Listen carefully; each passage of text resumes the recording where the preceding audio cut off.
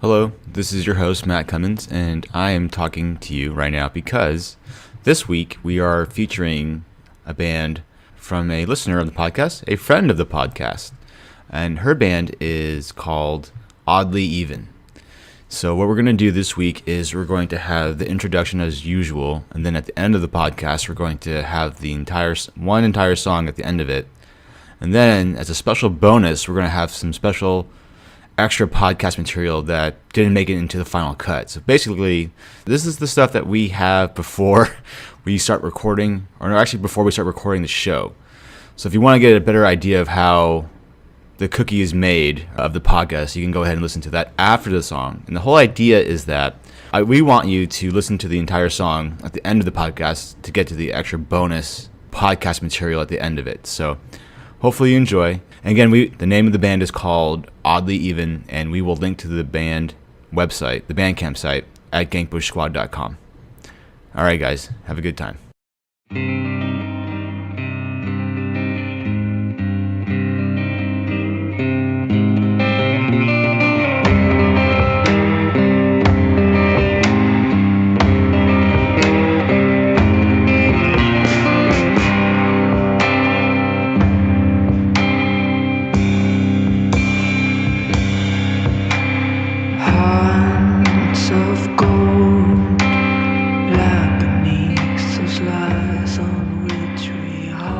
Hey, Andrew. Core damage. I mean, it's auto attacking down. Hey, what's your last name, dude? Kang, K-A-N-G, as in Doom as Kang. This is the guy that we know named Kang. Yeah, exactly. Yeah. Sorry, I don't have a more stereotypical and easy last name like Lee or something. Lee or Kim. It sounds like it's Chinese, right? Korean. Malaysian. Oh, okay. Was it Kang? Kang, I know, is Malaysian. Yeah, that's Korean. Well, hey, man. I'm whitewashed. What do you want? Bet you're Chinese, dog. Sorta. Same as much as I am. You can't hide it with that beard, Matt. You can't hide I'm it. pretty whitewashed too, so it's all good. I'm also whitewashed. You So much sound so like that one of you the most white people I know. I may actually be the most white person you know, so and Okay. you just met me. All right, Not so test the iceberg or beneath the Listen to surface. 25 other episodes. okay, let me get my voice ready. All right. Okay. Voice ready. Hey, I'm like an opera singer. Yeah. What are these voice exercises you do? I don't do anything. I have to get a certain mindset before I record. So, but You anyway. listen to M&M's Lose Yourself too. before you I Get all picture Matt psyched up. naked. Yeah, well, on that note, welcome to episode 25 of the GankBush Squadcast. I am your host, Matt Cummins. And for those of you who are listening for the first time ever, we are a Heroes of the Storm community podcast. Oh, yeah.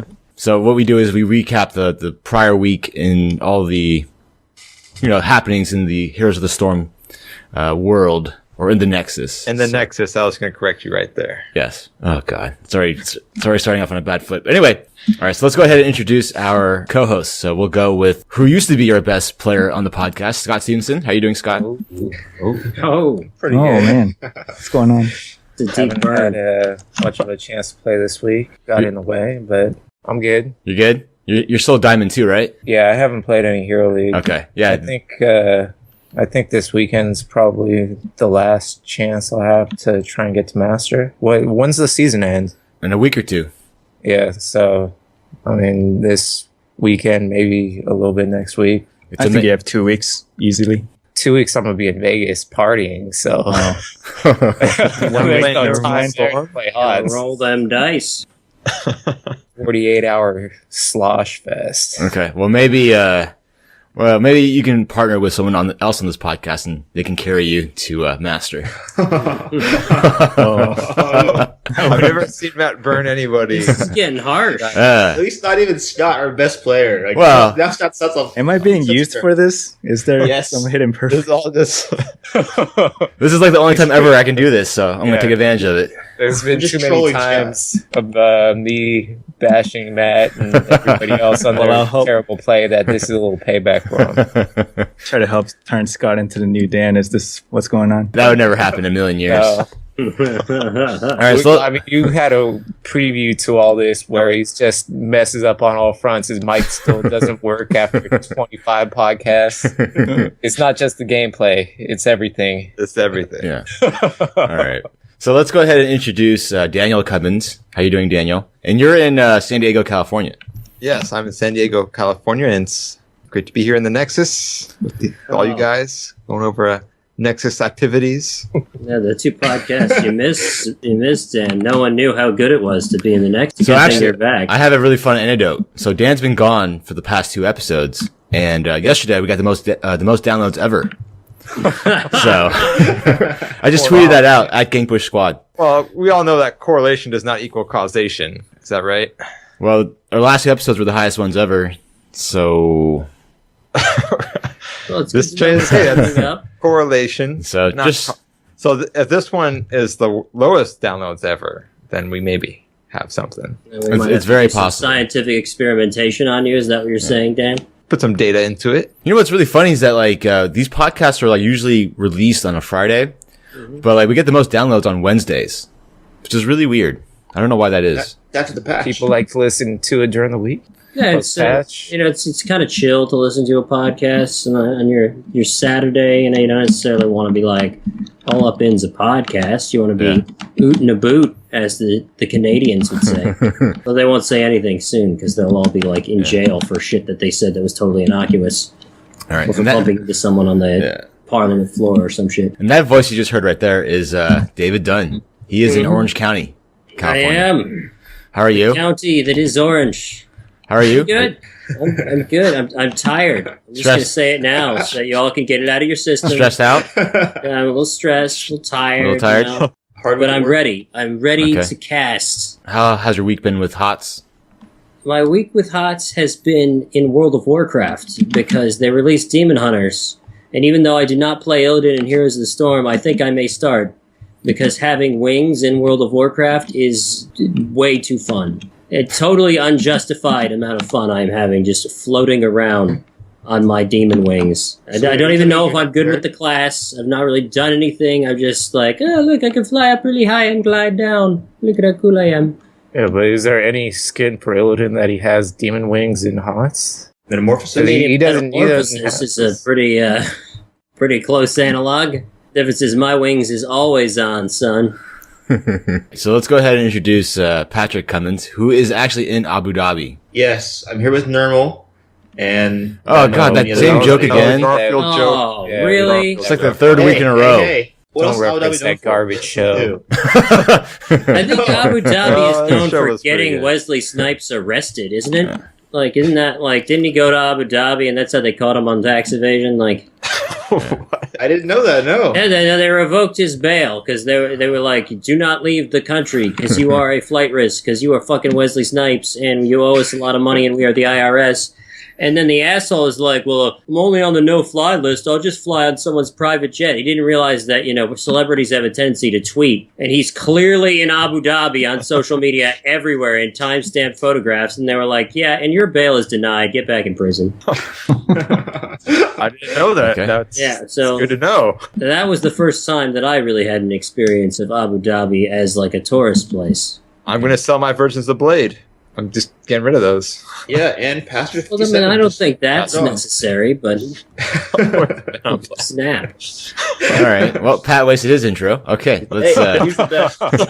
They got hijacked. Well, I'm just saying, if you're going to choose between Yeah. Nurgle and Wesley Snipes, all right, like one of them kills vampires, all right? Just pick wisely. Well, they suplex vampires.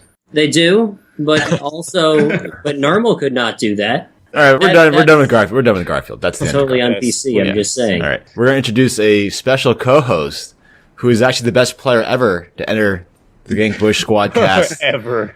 Nexus. And this Like, is has such an influence. I like that you deliberately let that hang a little bit before you clarified that was in the Squadcast. in the Squadcast Nexus, and that is Andrew Kang from Atlanta, Georgia. Hey guys, what's going on? What's going on? How are you, man? Good. I'm just sitting here enjoying the conversations. I have to say, as a Korean, I don't get half the references that David Dunn's saying. I mean, if you want some K-pop references, I'm here for you. But Well, We had some boa Who references is too. We can Wesley do this. Snipes? I at one point was trying to learn Korean because I thought it would help me get a job at Blizzard. And so I may actually know some K-pop references that you would not expect. Only in the StarCraft 2 division, right? You'd be surprised. They do a lot of business with Korea. I mean, I you're in used to League of work Legends, on, so... yeah, I used to work on League of Legends. We do a lot of business with Korea too. But Yeah, I had that job already by the time that we expanded into Korea, so I was grandfathered. So, Andrew, you're actually a listener of the Squadcast. Yeah. So, what do you think of the podcast, man? I like the show itself. On the spot. Wow. So you're getting an endorsement Yeah. from a now host. Who's your favorite? Yeah, who's your favorite? Well, the only one who speaks truth is Scott, so I guess I like him. Okay. Oh Son of yeah. a bitch. I mean, I find myself relating to Scott's point of view more often. We do play at the same level, yeah. so Makes sense. yeah, it does make sense. You guys should listen to him more. You may In find Team League, please listen more. we often try to listen to Scott, but he does not talk when he's frustrated, which causes him to get more frustrated, and it sort of compounds from there. A lot of stuff I've said before, and you guys just kind of repeat the same mistakes. We may repeat those mistakes less frequently if you reiterate. They're asking you to step up, Scott.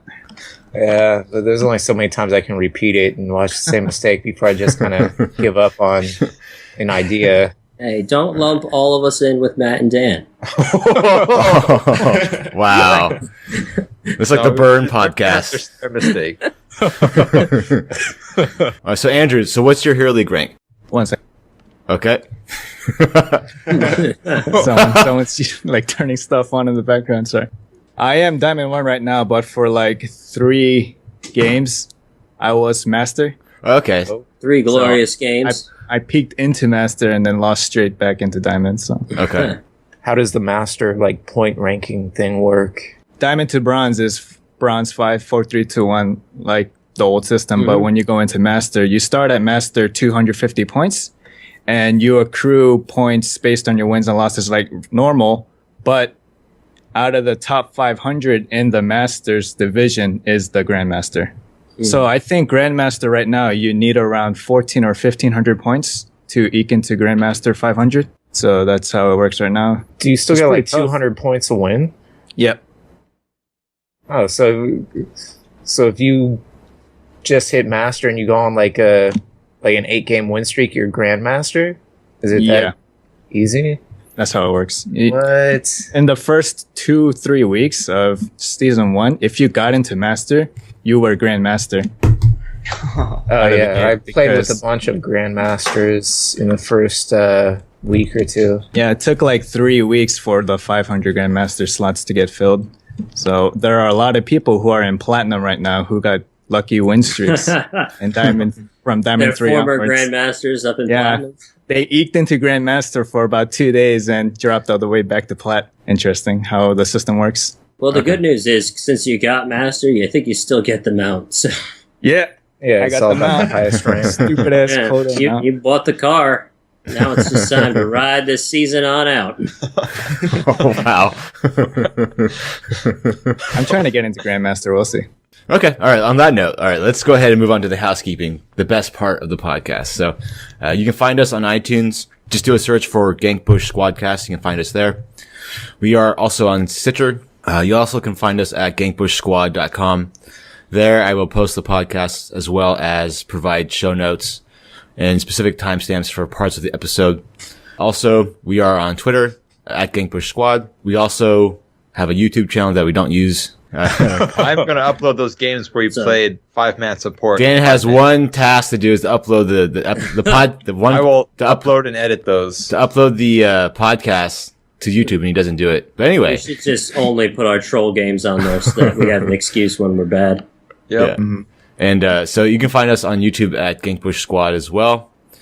And also, if you have any emails, email us at podcast@gankbushsquad.com.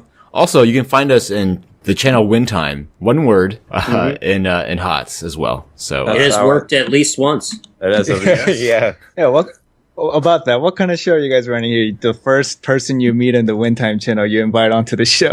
Oh, well. Did I just win the Wintime The lottery? best kind. We're really desperate for fans. Yeah, we'll take as many downloads as we can at this point. I don't know how desperate we are for fans, or we might make a bigger effort to get them. I had this idea of like maybe eventually this can turn into like I said at the intro, have this be a community podcast where people like Andrew can come in and join us and we can talk about people in every week or something. Yeah. So like when Dan doesn't show up like half the time, we can actually have a fifth member. I always forget this. We are recording this on Thursday, August 11th at 8:30 p.m. The other day, Auriel got released. So Whoa, hold up. We're on daylight savings time, not standard time, Matt. Ooh. what? What's going on? It said Pacific Standard Time. Oh, okay. Scott is like, nah, son, that's Pacific Daylight Time. Get it right. It's that kind of episode this week. Okay. Troll. The burns are out in force. I know how you Some of feel. it's I had a podcast gold. podcast a long time ago Oh, about okay. something completely different. About what? Can't leave us Now we hanging want to know, on yeah. that. Please edit this out of it. I'd rather not. But what was it about? about speed cubing. I used to be a speed cuber, which is the sport, quote unquote, of solving Rubik's Cube for speed. Wow. Holy shit. Okay. So my podcast about current that. average is 11 seconds to solve a Rubik's Cube. Can you? Oh shit! You actually do have a Rubik's cube. So are you that fast anywhere else? Shit. I'm pretty sure that my brain just created some kind of optical illusion while you were doing Yeah. that, right? Yeah, back in my heyday, It was like some sci-fi shit. I was U.S. champion, but I don't want to. Are you really seriously? Holy Brag shit. about your Rubik's skills, dude. If it, You guys, I thought I was a autographs nobody. I'm here. a champion, guys. Holy shit! I gotta be honest with you. If I were a Rubik's Cube champion of America, I would tell everyone I know. Kind of works sometimes, doesn't? Other times. I mean, it's a pretty nerdy thing, right? Well, it's not like So? doing a podcast on Heroes of the Storm is. Yeah. Some guy just did that on America's Got Talent, I think. I know that guy. Solved the Rubik's Cube. Yeah. I imagine the It's a Rubik's magic Cube trick. community is fairly So- contained, so. Yeah, it's close knit. It's getting bigger nowadays, but everyone still knows each other. You know what? There's a bigger Rubik's Cube called like a dodeca cube, and it's like huge, and it takes like 9 hours to solve. Oh yeah, Yeah, which I'm pretty sure is It's like like Pentagon 14 or something. minutes for Andrew. We've been recording for like 22 minutes. We haven't talked about anything about Heroes of the Storm at all. Just throwing that one out there too. Fair That's criticism of champions. our podcast. It's a world This is champ. what happens when you add a sixth host. All the bullshit just. imagine 10 episodes from now, it's 15 people on the call. Well, first of all, let's see if we get through for one first, Andrew. Yeah, Let's see if we can get through one. Okay. Yeah, see if you want to come back. Yeah, you may not even want to come back after this. And I wouldn't blame you, by the way. Okay, so let's as long go as ahead. Dan's not on. Got him. Oh, man. First podcast, he's already got one in there. I know. Oh, He's throwing out the Our singers. games on the weekend, we won. Didn't we win? I thought we were a team. Me and Dan won. We were. We all won those we games. did. We played some games. We trolled. So Okay. let's talk about Auriel. Auriel, she got released 2 days ago, and her win rate is 41.7%. And again, that's for Master and Diamond level. Master and Diamond level players. So what is everyone's thoughts on Auriel? So let's go to Andrew first. Wait, that's her popularity. Her win percentage, 49.33. She's like middle of the pack. Yeah. I So would wh- say that's a pretty damn strong launch, Yeah. to be honest. So what do you think of the character, That's Andrew? spot on. I like her. There's been complaints from the community about healers being just heal bots, but I think Arya's finally breaking that trend. And the recent changes to Brightwing also helped that along. I feel like Auriel is really comp dependent. In terms of what type of comp would work well for Auriel? See, I'm still trying to figure that out. I've been experimenting with a lot of different talents and I've had some success, but I feel like the cookie cutter build that everyone's going to gravitate towards is the Q build. Yeah, Anything that helps. Yeah, that's the most popular build right now is the Q build at level 1, 4, and 13. Why do you think that Auriel is a playmaker? Because in the last podcast, Scott was kind of like pushing me about that. Why do you think that she's a playmaking support? First of all, she has pretty good wave clear for a support, I mean, the other healer with a good wave curve is Brightwing and maybe Rhaegar to a bit. And Tassadar. Maybe And Tassadar, yeah. But, he's a half support, so. Exactly. And with both heroics have some playmaking ability to them in regards to if you have a good resurrect, it's essentially a 6v5 team fight, 6 versus 5. Mm-hmm. And for the other one, the Aegis, there's a lot of ways where you can save players or you can run into the middle of the team and Aegis yourself for some damage. Her E, the whip that knocks people into walls, that's actually a really strong stun that can be followed upon. And it's very obvious when someone is stunned because they have that yellow rope around them. So it's very good for characters like Diablo to follow up. Okay. Have you got the level 10 Resurrect? Have you tried that? Yeah, it's hard. 3 seconds is a long time. I didn't think it'd be that long, but when people are dying left and right and you need to cast your heal. You need to lower it to like maybe about 2 seconds would be pretty good. Really powerful ability. So the feeling like Resurrect, I feel like is either going to be one of those abilities that's just really overpowered or really shitty. Yeah, but I mean, other heroes like Rhaegar has like a full life heal for anybody who's on tank. Yeah, but you can burst through that heal. Like there's a potential to screw that up. Resurrect, the guy's already dead. Like how much damage can you do? Well, you're resurrecting them at half life, and it's a 3 second channel on top of it. It takes a lot of time to do it. I'd take Rhaegar or Karazim's Palm over Resurrect any day of the week. Sure, but that's kind of the point. Is that Palm and Rhaegar's ultimate can both backfire, which is why they're sort of Resurrection the downside backfire of by Resurrect, getting auto attacked, right? Yeah, well, the downside of Resurrect is its cast time. That's the. I feel like the most obvious use of the ult is not the way we should be using it because, everyone's thinking in the middle of a team fight, someone dies and you can pop Resurrect on them and win the team fight. But I feel like it's something that, let's say someone gets picked right before an objective. So it's a 5v4 objective, but with the res, it's now a 5v5 again. Or perhaps someone died trying to get an objective, so you can use the ultimate so you can have an extra body when you're pushing with an immortal. Something just to, I guess, win more or equalize the playing field. Yeah, I just think that an ultimate that's best used like either before or after a team fight tends to be a little bit lackluster. Doesn't have that same feeling of awesome epicness to like turn a team fight, right? Which Aegis definitely does. I feel like it's almost the opposite of like a playmaking ult, right? It's like a play salvaging ult or like a post-play ult, I don't know. I don't like it. I've already voiced my criticisms of this ultimate and my feelings on the subject matter, so I will not beat the proverbial dead horse, but yeah. So Pat, what do you think about Auriel? I like her a lot. As Ed just said, she's not a heal bot. She only heals in combat. Yeah. So, when you have Morales on the team, she heals everyone to full before every team fight. Auriel can't do that. So they're making the healers a more reactive role. Yes. And that's kind of neat. It's also, she is a steamroll healer. The more you're winning, the more energy you get, the more you heal, the more you win. Similar to Dahaka. Like, Dahaka is a snowball tank. Yep. Is that when he starts winning, it's more essence, it's You got more heal. lots of essence. Yeah, It's so Auriel and Dahaka, if they start winning, they'll continue to win more. Which is kind of a fun mechanic for a healer. His healers usually can't do that. Isn't Karazim like a snowball healer as well? He is, because he just punches more for free. Yep. But he did Karazim will always be punching in any team fight. It's not really the same, but kind of it is. Well, you get more punches if you're not losing the team fight, for sure. Exactly. Like, if you're on the shrines, you're just punching things for free, your team's doing about to full just by being near Karazim.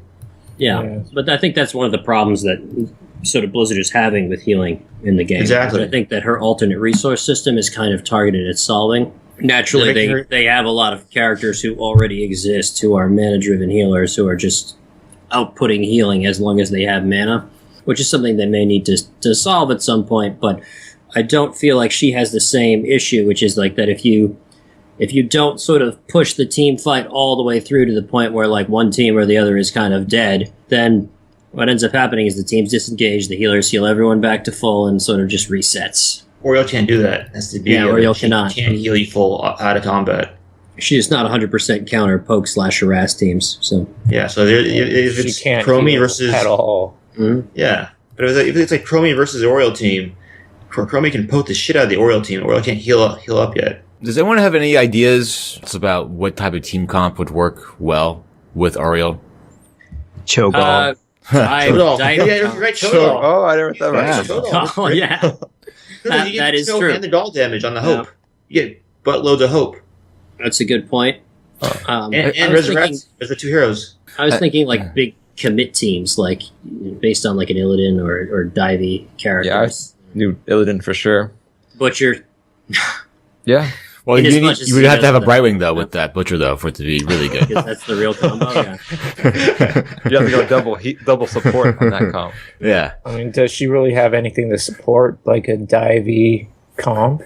Not really, though. You want to Yeah. put her with a sustained damage comp. Yeah, like a Lunara. Yeah, like Eleonora, exactly. Yeah, maybe like a 3-ranged 1-tank comp where you just got a bunch of people constantly poking to keep your energy high. But Yeah, it's, exactly. I feel like it's any team that doesn't play passively. That's pretty much it. Right, an aggressive team. Yeah, because if your team's not aggressive, you're not healing for shit. Well, be aware, there's one aggressive ability- doesn't mean dive, Isn't there- guys. Just, Isn't there one just clarify ability where that. she can actually generate the hope based on a damage? Like, I think I looked at the talents and there's something like 30% of damage. I done. think it's at level 7. Yeah. But she already generates hope She already from generates dealing damage in general. That just increases the amount of hope she generates. Yes, but also she gets to hat someone to take their damage as hope, and that is sort of like where the active nature of her kit comes in. That's also where that Cho'Gall synergy comes in. Yeah. Yep.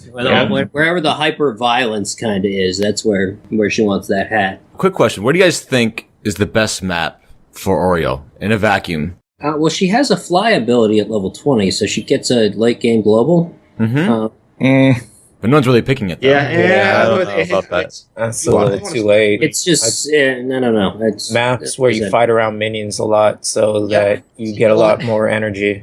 Like Infernal, Infernal Shrine sounds like it would be And probably her worst Spider map. Queen. Then would her worst map then be the Battlefield? Just because it's so much of it's spent in the middle, or Battlefield of Eternity. Yeah, I guess that would depend on how much poke damage you had. yeah. So actually, okay, so she's actually doing I the feel- best. Her highest win rate is Infernal Shrines, Black Arts Bay, Curse Hollow, and the worst two are Towers of Doom and Battlefield. thing because you spend the most time out of lane, I think, on those two maps. Yeah. Whereas you do a lot of creeping to get the coins on Black Hearts, you probably could tank off those when you're moving to turn in. So Scott, have you tried Auriel like in the try mode at all, or? Yeah, I played her in try mode. So like you're actually a support player. So what do you think overall? Like you think she's like, viable now, like in a team league format? Do you think Auriel has to surpass like Rhaegar, Brightwing and maybe Karazim and Uther? It's hard. I mean, all those, the Rhaegar, Karazim, and Uther all have like life-saving ultimates. I guess Auriel has that with a Crystal Aegis, but I don't know. It just doesn't seem like it's the same thing to me. Well, Aegis doesn't heal the person, right? It just stops the focus fire on them. So against a coordinated team, they're going to get back on that person pretty quick. But if you're able to like charge up your hope to get a heal off within those 2 seconds, that could be pretty significant. Okay, but it's definitely harder to use it as like a save me than say just like an ancestral healing, which is just doing its job when you cast it. So all right, so Scott, so who do you think is the in a vacuum? Obviously, who do you think is the best healer or the best support player or character? I don't know. I think it's really more comp dependent now. Okay, it was Rhaegar for a long time, but Rhaegar has gotten got a lot of little success and bit. nerfs. So all right, I mean it depends on what you're running, who you're running against. Okay, let's put it this way. So, do you think now with the addition of Auriel, this is for everybody? Do you guys think that like the prioritization of a top tier support is no longer necessary anymore? Like a month ago or even 6 weeks ago, like Rhaegar was a must have, in the first half of a draft Before his chain heal nerf. Yeah, but you guys think that like now in team league drafts that you don't really have to get support until like the end of the draft? No, I don't agree with that. Okay, let's hear about it. For most healers, I think if the best 2 or 3 healers get banned throughout the draft, then I guess it really doesn't matter. You can pick towards the end, but I feel like a healer like Brightwing with Polymorph. Heroes like Kerrigan and Grayman are so popular right now, and Polymorph just shuts them down outright, and they get picked off so easily. So I feel like it kind of depends, maybe your second or third pick on the draft, depending on what their first few picks are.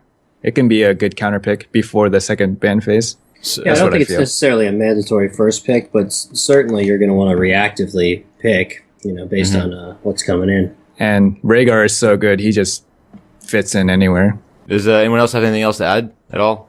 Just say I think it's good that they're coming out with more heroes or healers that seem viable, so that you don't really feel kind of pushed into a certain, small pool, basically. I haven't tried her yet, but I'm really excited to see this hero come into the Nexus. I think that this is like, again, Blizzard just makes some really creative heroes, but they're they make a lot of them in roles other than support. And seeing a support that has I think Brightwing is a really interesting support. I think sometimes when they make support heroes, they tend to sort of make them towards an easier play style. And this hero having a lot of really interesting mechanics, having an alternate resource system, I think is going to be really cool for the role, having a lot more of these interesting heroes come in. So I'm excited to see this hero. Okay. Yeah, I actually like the hero too. I kind of agree with Pat and everyone else that's very comp dependent, because it seems like other healers can kind of bring your team back when they're losing, but it seems like Auriel sort of will kind of buff the team up more as they put out more damage and are winning.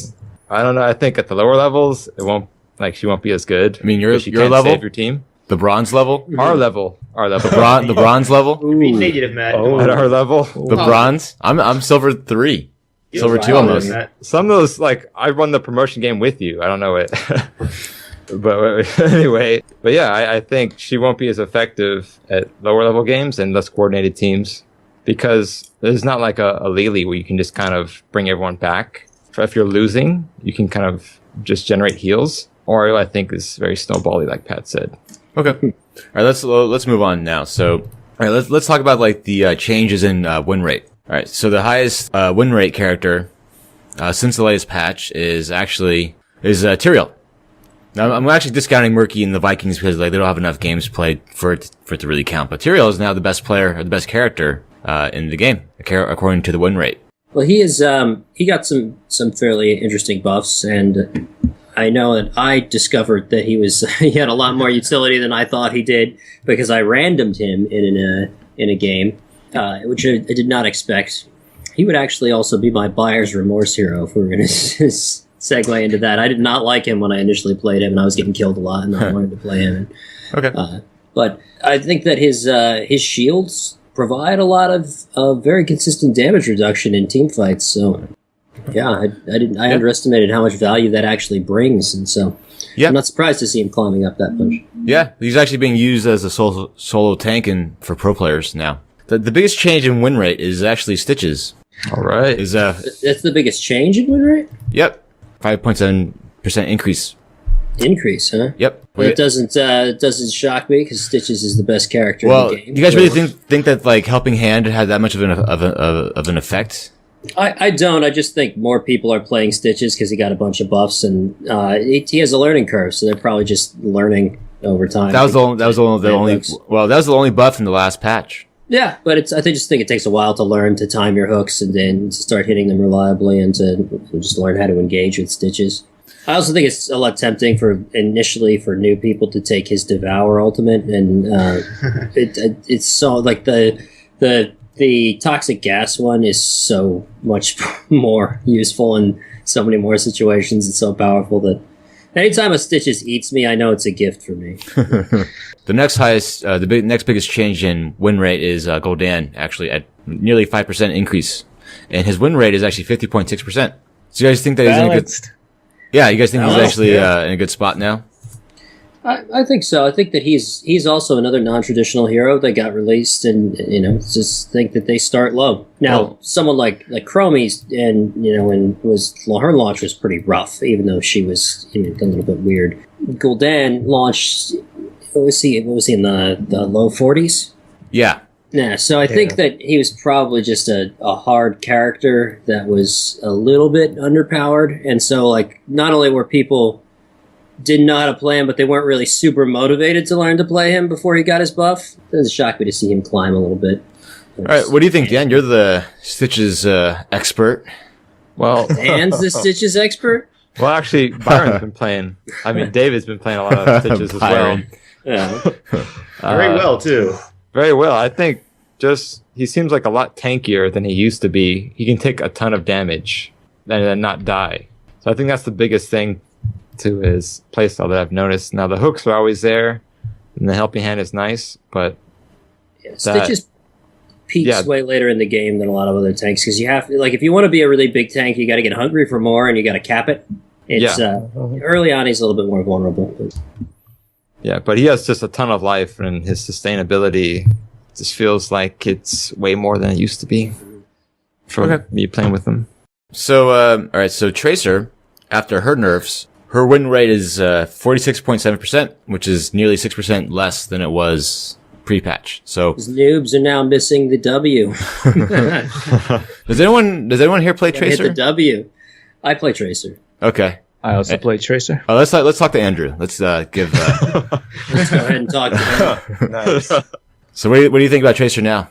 Well, if you play Tracer, you want to be so active with her and, stay in the back line, poke in and out. And with that E change at level 20, I don't know. It's hard. It is. She loses a lot of her sort of omnipresence, for lack of a better word, in late game because you give up a lot to. You'll be seeing a lot more passive late game Tracer play. Mm-hmm. Okay. She's gonna have to. She can no longer get a kill and then rewind and then start fighting again. She's got to go heal. It seems kind of weird that they nerfed her when she was middle of the pack. According to the Blizzard comments, they didn't want her to be OP at the highest levels, so that's why they did it. Yeah, She was. She was. It's. Do you guys think that she's going to be the same, like relatively untouched now at this current win rate, or? I'm not sure. I think they may Finnick with Total Recall a little bit more. That's a really tough ability to balance, but it's a very iconic ability of hers, kind of. It harkens back to her sort of Overwatch roots. So I don't know that we're going to see it go, but it's. I think it's going to prove very difficult to balance because at level 20, it just gives her so much map presence to just be able to just rewind out of a fight and be back at full health. I think the biggest nerf was the spatial echo nerf, where when she recalls, she no longer has those She doesn't get blink charges. Blink charges, yeah.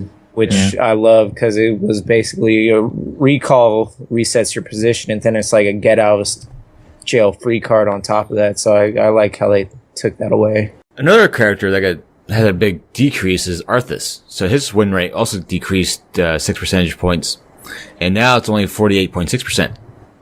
Did anything happen to Arthas in the last patch or two, or?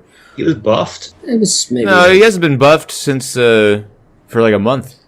Yeah, I remember his patch from like a month ago, which buffed him. Do you, Dan?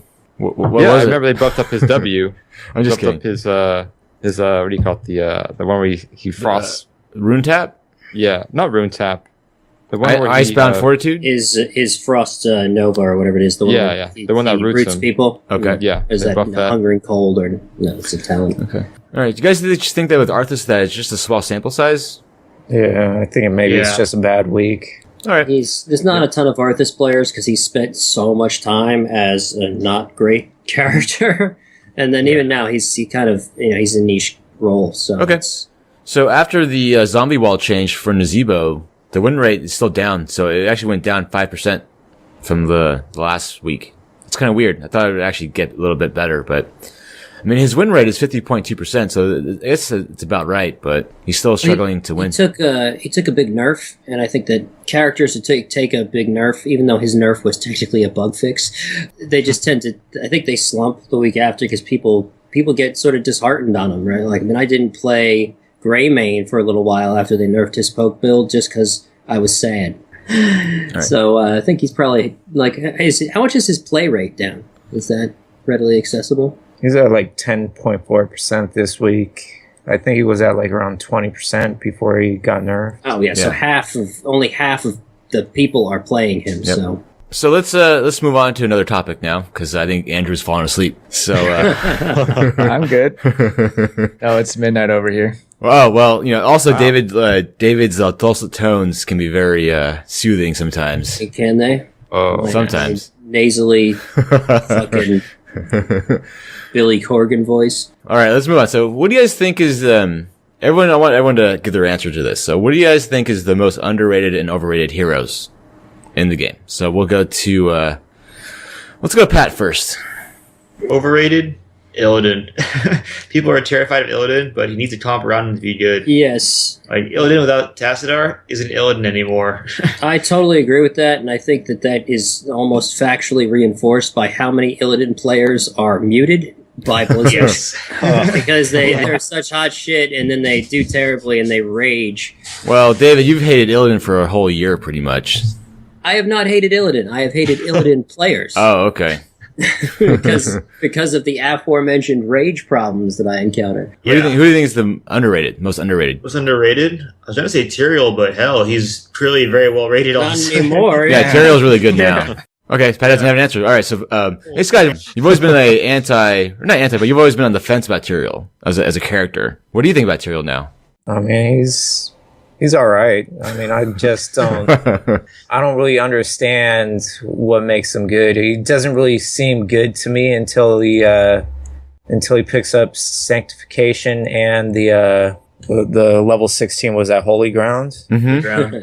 Yeah. Like without Holy Ground, he doesn't really seem to have much presence. My biggest issue with Tyreal is that he's boring more than he is bad. I just don't think he's a very interesting. Yeah, he doesn't really help set up kills. So I'm just not a big fan of him. Okay. I feel like people just take him for enabling a Greyman or something. And that's the only reason he's that's there. his main role right now. So just make someone else win more. Yeah, if you spec him to set up ganks, then he doesn't do his real job, which is protecting a diver. So Yeah. What's his win percentage? I want to know, like, outside of being grouped with a Greymane. Like, what's his win percentage when he takes judgment? How about that? Yeah. Well, let's take a look. because, I mean, if you're not playing with Greymane, like, a lot of the melee assassins can kind of hold their own. They don't necessarily need the Sanctification, although it helps a little bit. With Greymane, he goes all in, and he's just, like, really all in and really needs somebody to kind of cover for him, which Tyreal enables, and I don't... Well, Sank can also be used for like anti-mosh or anti-gust if you time it right. I mean, I actually it can won be anti-wombo. my first promotion game to Masters, or my only promotion game to Masters is it ended up being we were down 3 keeps and they had every single building. And what happened was we started in the late game coming back, and what happened was it turned into like we both got the bosses on either side. And it turned into a base race, and their enemy Falstad came back to base while we were DPS reaching each other's score, did a gust, but the Sank saved us from a push. Oh, wow. Nice. Nice. So we ended Holy up Arena. Oh, really? It stops you from movement displacement. Oh, okay, Oh, that's wow. cool. So It's a very Sank is powerful ability. pretty nice if you can time it. And now, David, so Judgment, the win rate is 52%. Really? Yes, sir. God damn, son. Yeah. I did not expect that. So there you go. I thought it'd be like high 40s with Judgment and then like high 50s with Saints. All right. So, Andrew, what do you think is the most overrated and underrated character? I guess I'll start with the underrated, and it's Crummy, as you guys call her. Long It's time true. listener. It is true that Chromie So- has gotten a lot better. I mean, what most Chromies just stand there and as a, spell chucking machine gun, just poke people to death, and that's how they play. But what good Chromies will do is actually look for things like cleanses, movement ability cooldowns, and then use their heroic, the one that rewinds time, so that her entire kit is basically based off of deleting one person in one spell rotation. So Yes. if that rewind time ability gets cleansed, then she's kind of useless for the rest of the team fight.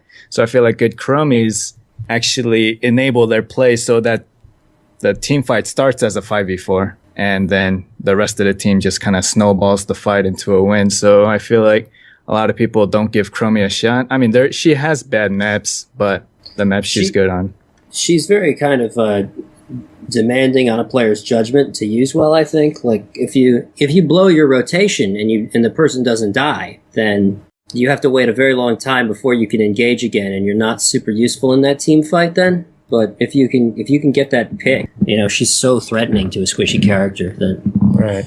She's got a lot of counters too, so you can't pick her like in every situation. She's definitely like more of a late draft hero too. But. Okay, so who do you think is the most underrated? It's Chromie. Sorry. Hosting error. Karma. That's Karma. Yeah, it is Karma. It's Karma. Karma Chromie. Say that 5 times. Okay. I'm not going to say that 5 times. For overrated, I would say Kerrigan. Oh, okay. Right, there's underrated for so long and now overrated.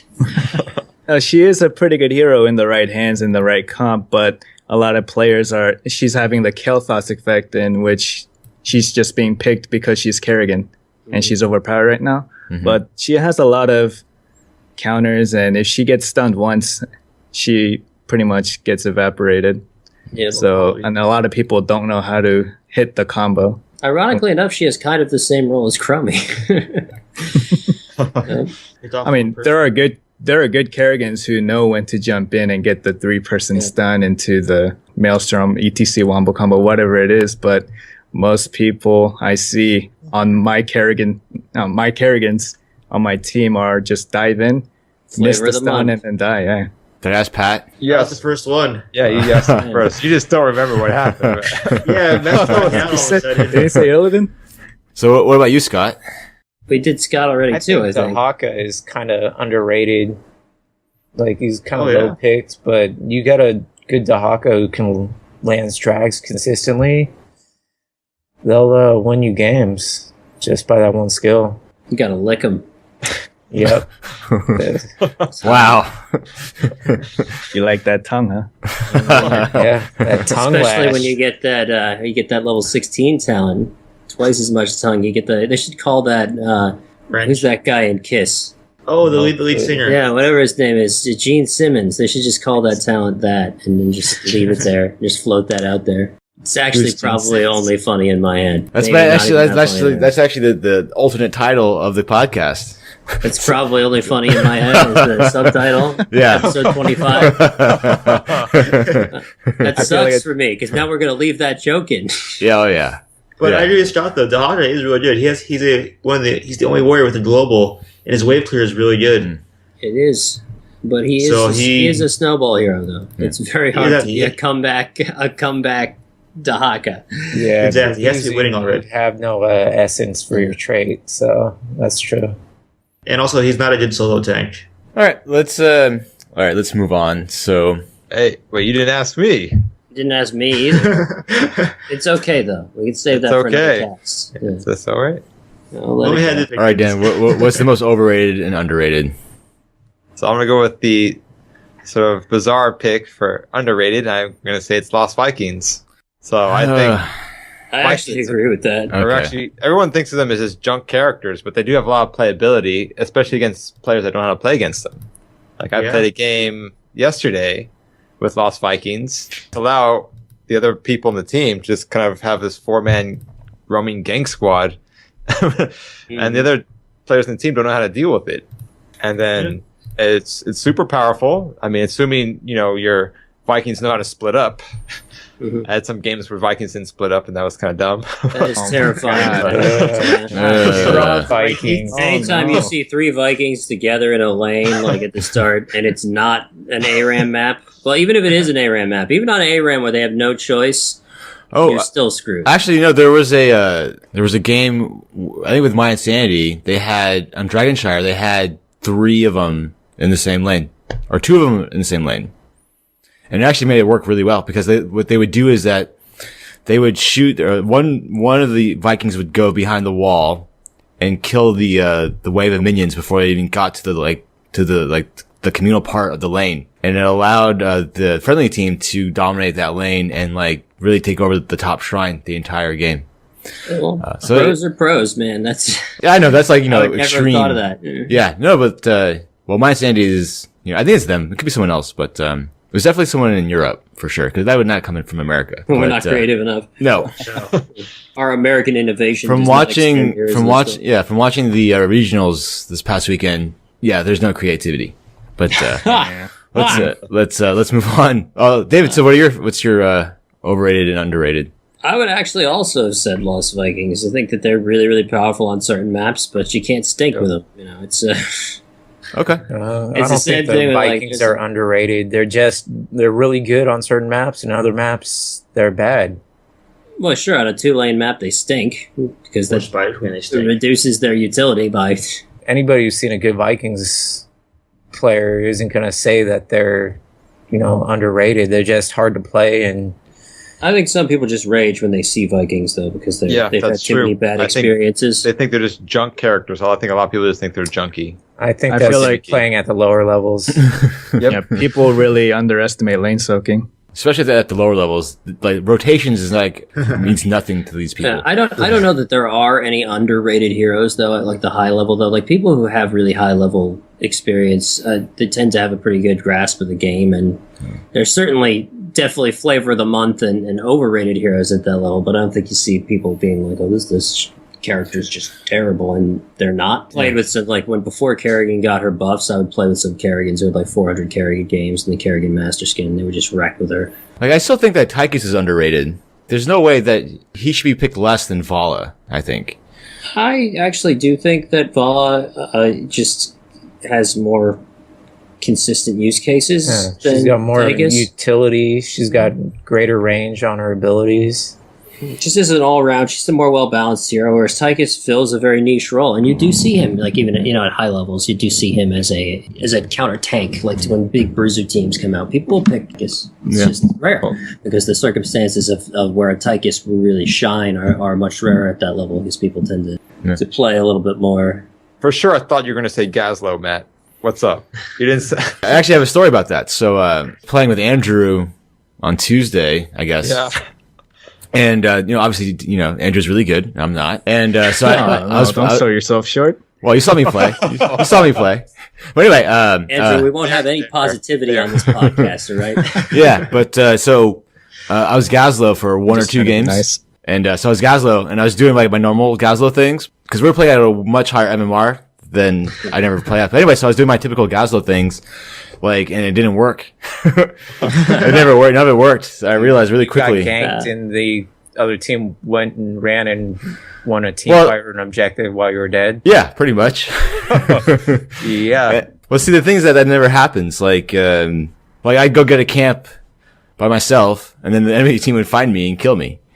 Stuff like that. But anyway, it was actually really, it felt kind of weird to play at that level because I'm not really used to that. So, but I mean, you can adjust your playstyle a little bit and still be successful Gazlo. I mean, I still have some Gazlos, like David was saying, Kerrigan with 400 games in a Master Skin. I run into those same players, but as Gazlo, and they do carry me to victory. So yeah, there is such a thing as a good Gazlo. It's just it's a niche hero, and some people just really like that sort of play style, and so they're like, I'm just gonna fucking play this. I don't care if you nerf him, I don't care if you buff him. He can be OP. I just play Gazlo, and they love that fucking goblin to death, and they just go and put turrets in places that you don't expect, and they kill you. Yeah. So nowadays, as soon as I see a Gazlo pick, I look them up on Hot Dogs. So you're not surprised when right? Oh, he's level 20 and has 600 wins. As Gazlo, okay, we're okay now. Yeah. Do you guys ever, like Scott and Andrew, do you guys ever see Gazlo picked in Hero League? I would say one in like 20, 30 games. Okay. It's the same thing. Like a Murky is actually like if it's certain maps, if someone drafts a Murky, it's like you're just like, what the hell is going on? Like but My then Master sometimes League, they're really good. Yeah. That promotion game to Master League had a Murky on my team, so Nice. Nice. I mean he works too. Yeah, it can work. It's just you have to play a very certain way. Yeah. All right, let's go ahead. Let's talk about. We'll save the another one of Andrew's topics for next week, but let's go ahead and move on to the North American regionals. So what I noticed was that there was a lot of prioritization of Uther and ETC. And a lot of times that was actually a combo together, which is actually kind of, I think, and also the patch was like, it's not the latest patch, obviously, but I think it was like a patch or two ago. But, so the most Usually picked, they're behind one patch, but I don't know specifically what this one was. yeah, so the most picked were, Uther, ETC, Rhaegar, Greymane, and Li Ming. The most banned were Falstad, Kerrigan, Tyreal, Greymane, and Illidan. Mm-hmm. And, the most used team comps, which I found really interesting, was 2 assassins, a warrior, support, and a specialist. Also, KT was not really used that much during the tournament. So yeah, I was surprised by that as well. As that's sort of like KT did get nerfed for that patch that he was played in. So yeah, he wasn't as strong. But the 2 assassin, 1 warrior, 1 support, 1 specialist kind of thing is almost like the traditional sort of Heroes of the Storm comp, right? Like it's very what vanilla. What specialists were they using? Zagara, Sylvanas.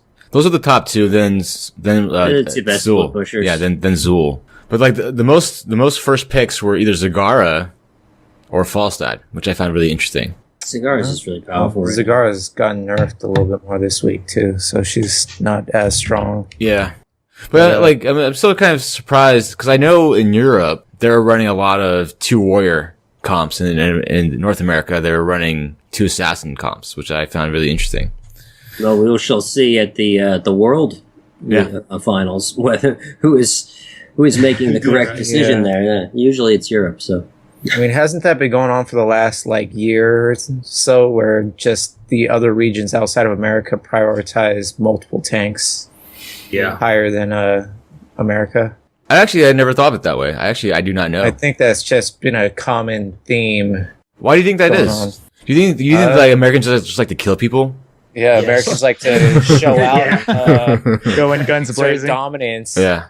It's a little bit more glory to being an assassin. I hate to say this as the only Asian on the panel, but what? What? No, we're Asian, right? The 3 Cumminses are all Asian. Yeah, you guys are all half Asian. Yeah, that's the running joke. All right, as the only pure-blooded Korean in the panel. You're the only pure blood. Yeah. Between the 4 of you, we have 2.5 Asians on the podcast.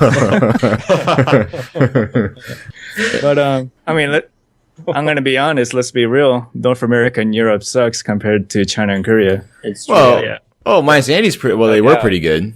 Well, they're pretty good, but once they go up against, usually as the scene matures, the Asians pull further and further ahead of the pale faces in the community. Pale faces. Well, they did take a game off of MVP Black, so they're easily at least like in the same. I mean. Yeah, definitely. You do say that, but can happen pretty consistently. The Koreans and Chinese and the Southeast Asians dominate. So it's even saying that foreign or North American team took a game off of a Korean team is saying that clearly Korean shows the position of dominance, doesn't it? They're so good they took a game off the Koreans. No, what I'm saying is that like it's almost won. No, what I'm saying is that, like, you know, I'm not going to say that I'm not going to dispute that they're better, but I'm going to say that, like, you know, that particular team, that European team belongs.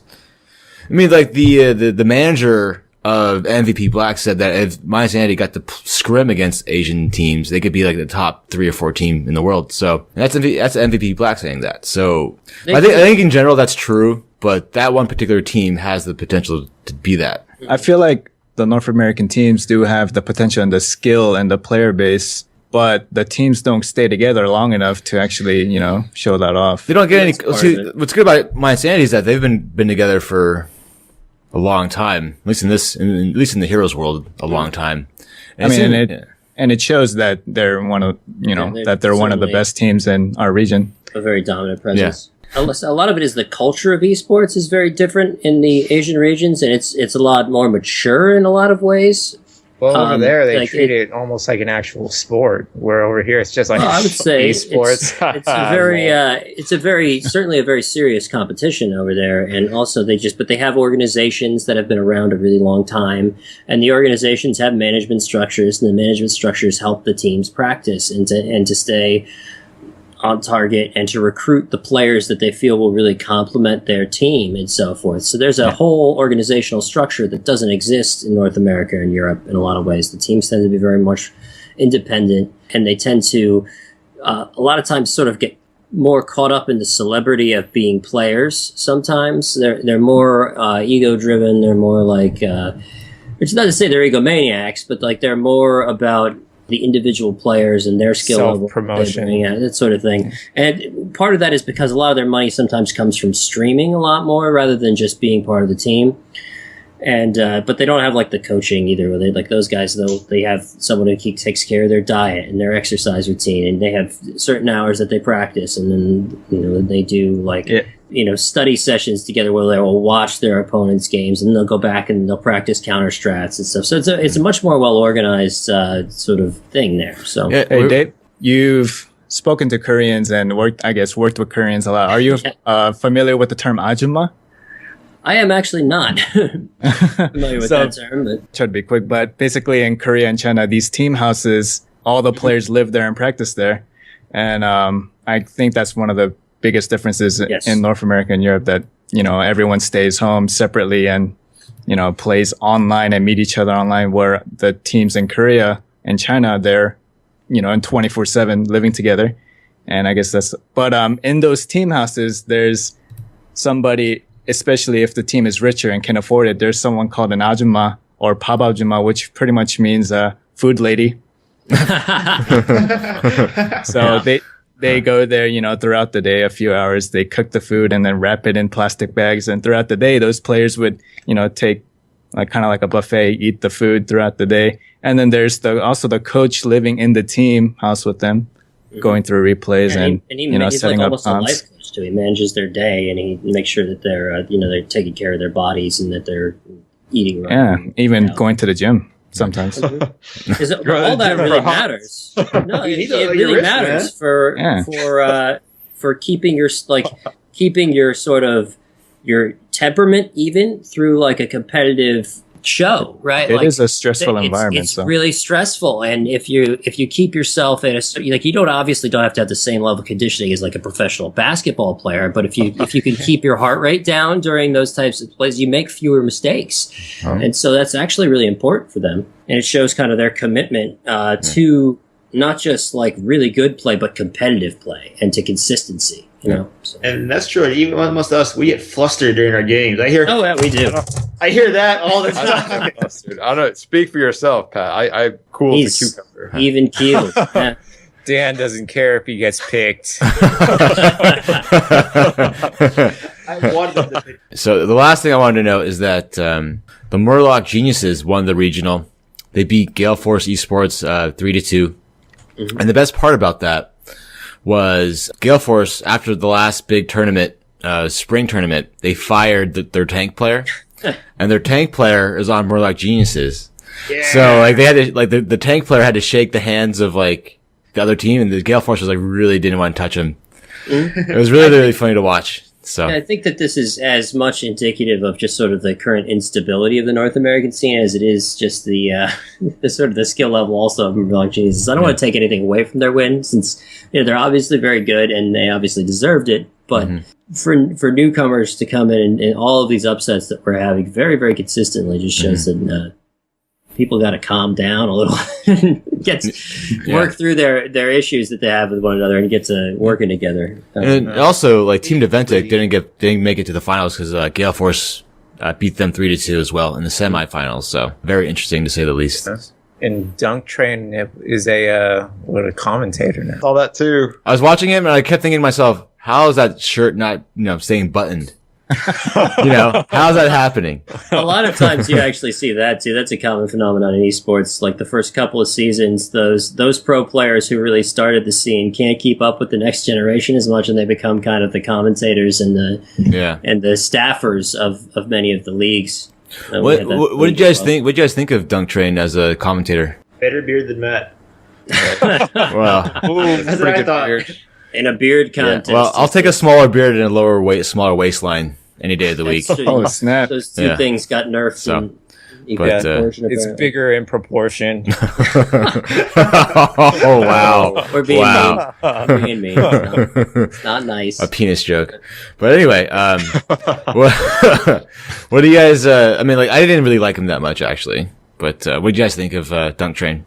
He's all right. I feel like he's still trying to get used to it. It's his first major event, isn't it? So he's probably just getting his sea legs right now. But he's a pro player. That perspective, I think, of being a pro, I think adds a lot. He's probably going to fall into like more of like a color commentator role where they'll pair him with someone like Gillyweed or like the other names escape me, but they'll pair him with someone who's going to do the play-by-play, and then he'll come and he'll explain what just happened and that sort of stuff. That's our last topic, so let's go ahead and do our win time mode. That is it. It's been an hour and 15 minutes, and Andrew needs to go to bed. So Scott, what is our win time moment? I haven't really played that much. Actually, should ask. It's got to be the right. 5 stars, right? Let's ask Andrew the win time moment. We all have this. And your inaugural Come back to me. Come back to me. Yeah. I'm thinking. All right, Pat will think about will the lead weekend. Pat had one. Go, Pat. We'll go to Pat. We all have the the same 5 one. support team with no wave clear and no damage. Wait, who were your 5 supports that you guys chose? We had Uther, I was Uther. Asadar, Tyrande. Tyrande, Lili, and who's the last one? Malfurion? Malfurion. Malfurion. Malfurion. You were Malfurion. I was Malfurion, yes. Yeah. And so we had our ass handed to us levels 1 to 16.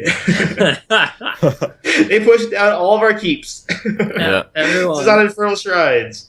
And then on the level 20 Punisher, we win it. Yeah. Nice. I mean, And then took one shrine and pushed to win. we were like at 50% core, I think, too. They had the Zagara pushing us the entire game. And once we got the level 20 Punisher, I went back to defend the Zagara. And eventually, our 4-man beat their 4-man with the Punisher. Nice. They didn't 4-man. They trickled in like idiots. I didn't see it. We won the 4-man at Shrine, and then they trickled in and fed us 3 more kills on the respawn. Yeah. So they threw. Yeah, once that Punisher got the first stun, we just had this chain stun combo with Uther and Tyrande. We just stunned them for days. Yeah, I would not be surprised. We carry the Punisher from fort to keep, then keep goes down, Punisher falls, and Dan's like, Pat, let's back up. I'm like, no, we're gonna stay here. We're gonna fight in their base, right? How are they gonna push us out? We had every heal in the game. That's And true. So we got a team fight for 6 minutes in their base. So what really happened was that at level 20, all of us got our conscious pursuit stats. So we all had infinite mana. Yeah. So we all had infinite mana, we had infinite heals. And so we just stayed outside their base and had a numbers advantage the entire time. And we won just by And anytime basically someone would attacking try and commit and kill the Punisher, we would just pick them off and then heal ourselves. Yeah, that's how we won that game, and that was our win time. The 5 support of All right. I'm surprised if we had one suicide in real life on the enemy team because Yeah. Yeah. that must have been a disheartening loss. Awesome. That'll be up on the YouTube channel. it will be. That will be up. Probably like in 3 weeks. But anyway. How about Anyway. this weekend? Anyway, so that is the end of our episode. That is the conclusion. What about me? Andrew, man? Yeah. Oh, I thought you didn't have It's like anything. treat your special guest guy. I thought you didn't have anything. Bad hosting. Yeah. He said that he was going to think about it. All right. That's win time. Bad hosting. I do have a recent one. So, yesterday I was in a 7-game losing streak in Hero League, and that's kind of sucks. That's part of the same lose streak that got me out of Masters. I end up with a game with Gale Force Esports, Michael Udall, and Crone on my team. Nice. Holy Right. shit. Nice. Okay. So Carried for I the don't win. even know. I'm not even high enough MMR to be in the same bracket right now. So I don't know why they're on my team, but I'm like, okay, free win, right? No, we were down in Towers of Doom. The enemy team had like 30 health left. We had like 12, 15.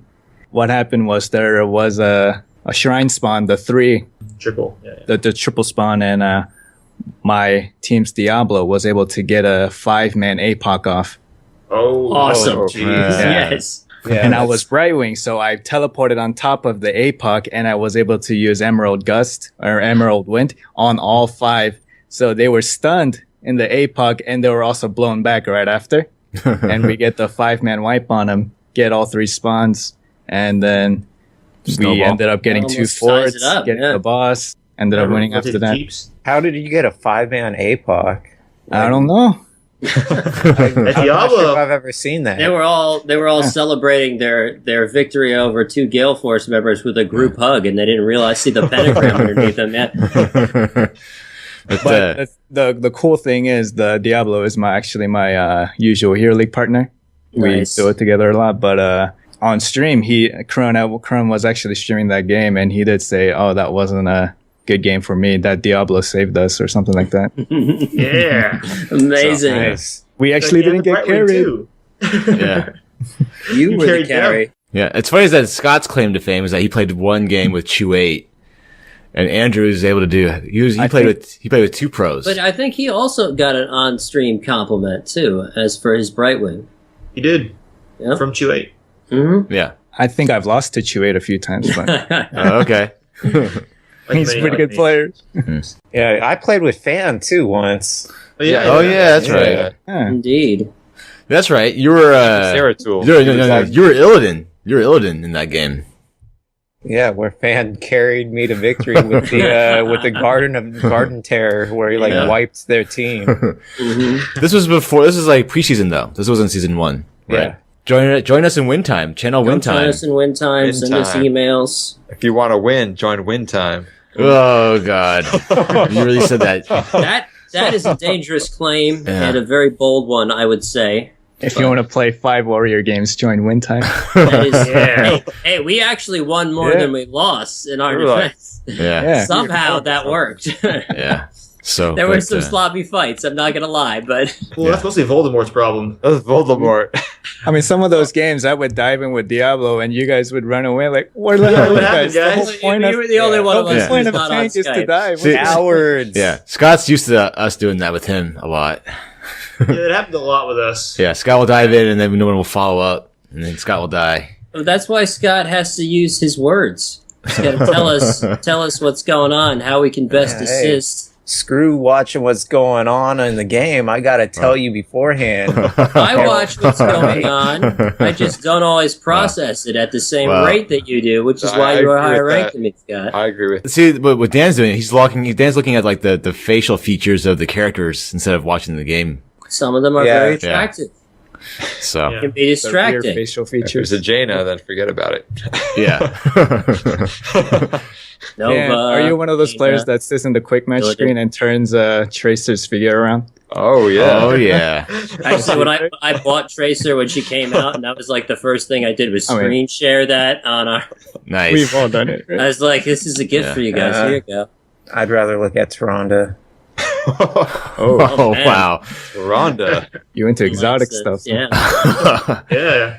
Exotic. Sylvanas is exotic. She's undead, man. No, Mysterious. no. Yeah, she's a little bit more exotic than I think any of us are comfortable with, except for you, Dan. Yeah. I don't know. Dark and Think about how mysterious. it's right, it'll be down there. And by dark and mysterious, you mean of a body temperature that makes it socially unacceptable to have relations with her. Well, at least it didn't Little say Lunara. That'd be necrophilia. bestiality. Yeah. Or Brightwing. Okay, Right. Brightwing. Oh. We're getting into dangerous territory with Brightwing and Lunara. Brightwing's a male or Yeah. What female. about Lunara? Yeah, Lunara? that's bestiality, then. It depends which Yeah. half you're. You Yeah, know, only Big Scott can handle that. We're done. I think we're good. Yeah. This is getting. time came long ago for this dance. Yeah. Thanks for having me. For being Appreciate the expert opinion. Yeah, it's good to have someone better than Scott Oh, Yeah. on the podcast. We're the same level. I was gonna say a colleague and an extra perspective, but he just went straight Well, then to say- obsoleting the old. Matt and I are also colleagues then. It's good to get a master's viewpoint on the game. Ooh. Just trying to motivate you, Scott. Trying to motivate you. Maybe It's real sergeant. Maybe we can do it sometime. Yeah. Yeah. have the Mhm. time I used to. I think maybe I've gotten worse the past couple months since I haven't been playing as much. I have definitely gotten worse a little bit. That can't be if you're playing with the GankBush Squad. Wow.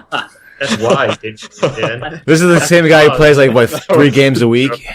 Ironically enough, I think I've gotten worse, but I'm winning more because I'm only playing with friends. So I don't have the wild card factor Yeah. of like. All right, let's end this. I know Andrew probably has to go to bed for work or something. Talk about HOTS all day.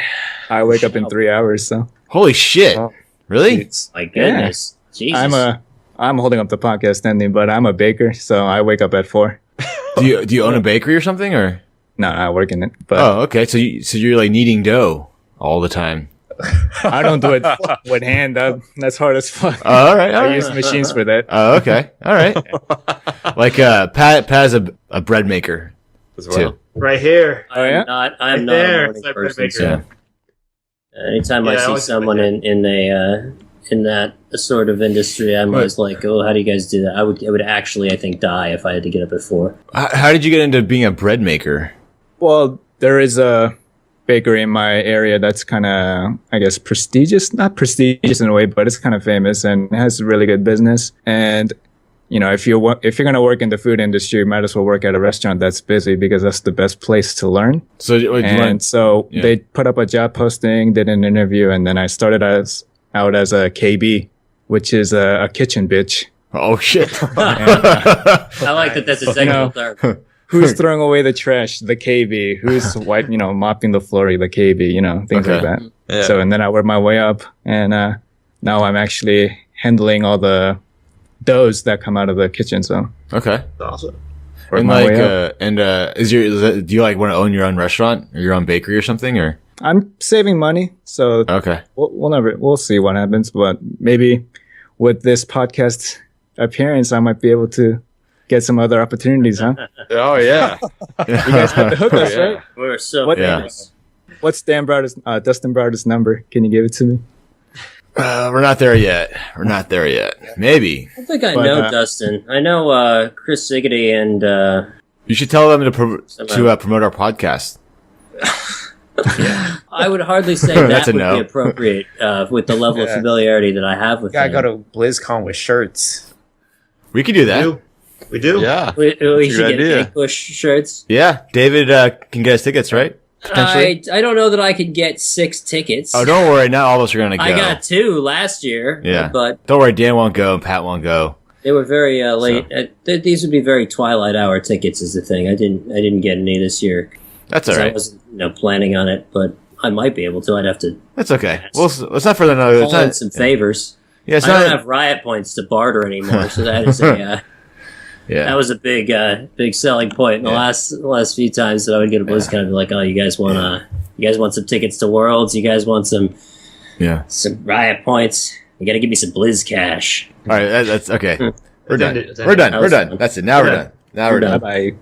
Dead air. Well, thank Dead you air, very guys. much, Andrew, for joining us. It was fun. If you want, you can come next week because me and Scott are going to be on vacation together, romantic vacation together. Very sexily. Yeah. So David, Pat, Dan, and me. Mm-hmm. That'd be Yeah. us. Potentially. Yeah. The new squad. All Maybe right. some other I mean, I'm characters down- from I'm the down Nexus for will it. join us. Okay. But thank you very man, I have to edit that out too. Maybe not. I'll leave that in too. Fuck it. But if you got to this point, we definitely do love you now. So, and we will see you. You actually may love us a little too much if you've gotten to this point. And Dan, close it out. We'll see you in the next. Nexus. Never mind. You don't even know your Ah, own, you don't even know your own tagline. Can't even get his own quotes right. Yeah. Yeah. All right. That was the Peace out, the end, guys. right? And we'll see you in the Nexus. Ugh.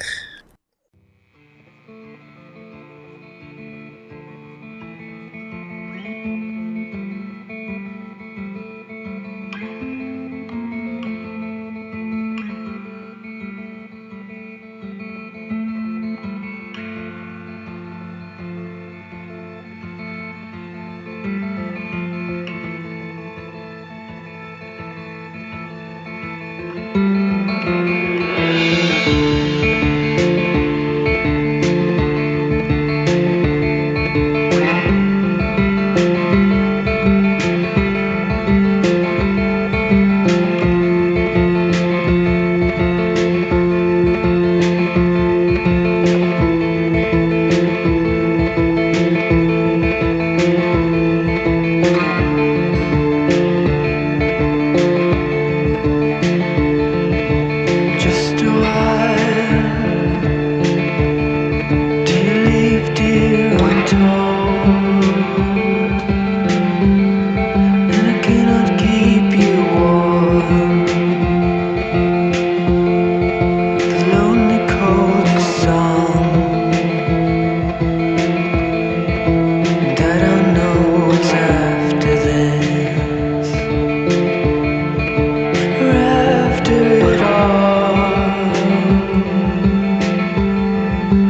falling so over.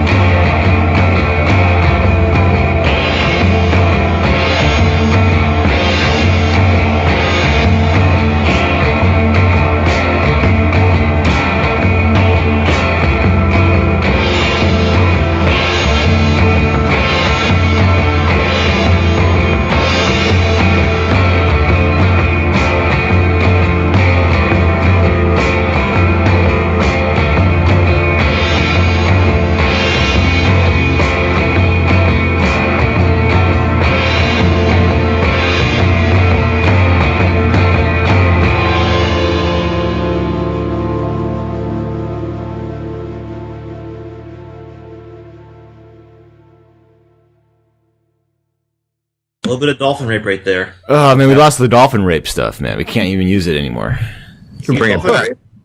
How unfortunate. I know. Yeah, That's, that was truly a clearly the tragedy highlight for of the ages. show right there. I think. We were on a roll Well, with it. what, Dan? We were kind of on a roll with it. Your voice doesn't sound good, Dan. You're in a tunnel, Sweet. man. Let me see. You guys sound good. No, you're getting too close to the mic. All right. How about now? What you want to do? Just blow as hard as you can. Put your hand out in front of where your breath is coming from. This is all just good advice in general. All right. For many Make things. sure your breath is So what you want to do is like the furthest way you can feel your breath is where you want your head to be when you talk. That's where your All right. mic. That's where you want your mic to be. All right. How's right now? Good. Talk again. How's right now? Yeah, it sounds better now. Okay. Yeah. Yeah, if you do this, it doesn't sound good. Got it. Actually, yours sounds fine, Matt, when you do that. Well, I mean, I've done it that way the whole time. I just think maybe it's a little bit different right now. maybe your volume's too high. That's true. I did have this in my trunk for a little bit, so maybe I got tweaked or something. I'll bring it down a little bit. Okay. Had this How's in now? the trunk for a little bit. Yeah, that's good. Sound better. Sounds better now, I guess. Whatever. Maybe it's just the internet wanna do it? connection. You gonna keep going? Say words. Words, lower, getting lower. Word. Better? It sounded better at the end. Yeah. Right. So yeah. It didn't sound good again. Like, I don't know. It sounds echoey for some reason. It like, does. Like when Scott talks, it sounds fine. When David talks, it sounds fine. But Pat doesn't sound good too. But that's I don't sound good? Well, I am Abu Dhabi. What do you want? yeah. So, how about now? No. I think that no. sounds fine. Yeah. I'm getting like a little bit of. You sound like you just stepped into like an underwater cave. Yeah. All right. I can try joining the call again. No, it's fine. It's No, fine. no, no, Talk no, again. no, no, Talk no, again. no. All Work right. on the microphone position. Also, you should have your mic straight up. Yep. All right. Yeah. There you go. All right. How about now? Yeah. Much You guys hear better. me? Mm-hmm. Get better. Mm-hmm. Talk again. Mm-hmm. Hello. Is it getting better? No. Testing. No. No. But maybe go to. Are you on a Mac, Jen? Okay, I can't even hear anything Dan's saying now. Let me check the settings and stuff. Are you on a Mac right now, Dan? Yeah. So go to sound in the system preferences. Yeah. Go to input. Hang on a second. Yeah. Sometimes when I just plug in the microphone, the settings auto set. Yeah, don't do that. So I have input set to advanced audio device. What? No, I didn't say go there. Yeah, it's input. No. No, all right. Go to system preferences. Are you This there? is like a small peek into your team league games, guys. Yeah. Yeah. Okay. Yeah. Go ahead. All right. Yeah. You're at system Yeah, preferences, right? always causes issues. Dan? Yeah. Yeah. There's just sound. Go to sound. Yeah. There's a tab that says input. Yeah. Okay. Now there's a mic. There's two microphones, and it says input volume. Yeah. Where does it say? Where is it on the? 54%. All right. You want it to be. Mine's at 31. Just change it to 0 and you'll sound way better. Oh. I got burned. Oh, I just got it. I just got it. I just totally just got that. All right. Yeah. So that's 30% right See, now. there you go. You know, I told you to do that episode 1, but I'm glad you're doing it now. So Ah! Plug it in. It just It auto only sets took sometimes. 25 podcasts or Yeah. whatever. so it sounds better now, right? Talk again, Dan. Hello? How about now? Yeah. Yeah, it sounds really good now. You're Yeah. welcome. I do you. Sexy voice. All right.